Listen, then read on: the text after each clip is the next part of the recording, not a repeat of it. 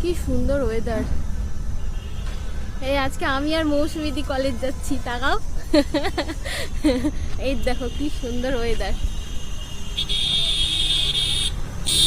আমরা বাইপাসে ওখানে উঠে দাঁড়িয়ে আছি গাড়ি ধরার জন্য, গাড়ি পাচ্ছি না।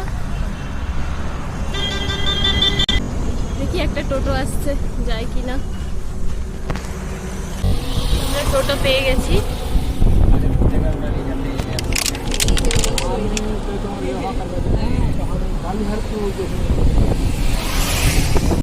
আসলে ন্যাশনাল দিয়ে যখন যায় ভীষণ ধুলো উড়ে, ওই কারণে এই মুখে ওড়নাটা বাঁধা।